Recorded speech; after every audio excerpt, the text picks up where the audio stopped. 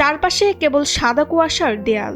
দৃষ্টিসীমানায় যা আছে সবই যেন ঢাকা পড়েছে ঘন কুয়াশার চাদরে। 2 দিনের ব্যবধানে মেহেরপুর জেলা জুড়ে আবারও জেঁকে বসেছে কনকনে শীত আর ঘন কুয়াশার দাপট। আজকে অতিরিক্ত কুয়াশা, হালকাতার সাথে হাত পা শীতে একবারে জড়ো হয়ে যাচ্ছে, তো এজন্য বেড়ানো যাচ্ছে না। সকালে বাড়ি থেকে বেরিয়ে বিপদে পড়েছি। কুয়াশার তীব্রতা ভোর থেকে এতটাই বেশি যে সামনের কিছুই দেখা যাচ্ছে না। দুর্ঘটনা এড়াতে হেডলাইট জ্বালিয়ে অত্যন্ত ধীর গতিতে চলাচল করছে যানবাহন। খুব প্রয়োজন ছাড়া কেউ ঘর থেকে বের না হওয়ায় সড়কগুলো অন্যান্য দিনের তুলনায় অনেকটাই ফাঁকা। 4-5টা কম্বল গায়ে দুধ শীত যাচ্ছে না, অতিরিক্ত কষা, ব্যবসা বাণিজ্য হয়েছে না, শীতের আবহাওয়া কষা টষা খুব অতিরিক্ত পড়ছে। নাইট জ্বালি ভ্যান চালিয়ে আসছি, খুব কষ্ট।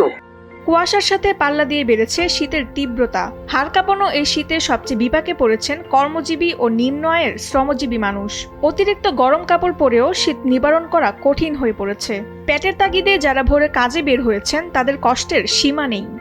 অভাব আছে বুঝলে মাছ বেচতে হয়েছে, পেটের জয় আসতে হয়েছে, না হলে তো আসতুকনি। পেট না পাইলে তো মানুষ খাটতো কি না। সকালে এই অঞ্চলে তাপমাত্রা রেকর্ড করা হয়েছে 10.5 ডিগ্রি সেলসিয়াস, যা চলতি মৌসুমের সর্বনিম্ন। কুয়াশা আর শীতের এই জোড়া দাপটে জনজীবন এখন বিপর্যস্ত। মেহেরপুর থেকে প্রতিনিধি তৌহিদুদ্দৌলা রাজার পাঠানো তথ্যচিত্রের ডেস্ক রিপোর্ট তাসনিম হোসেন লিয়া।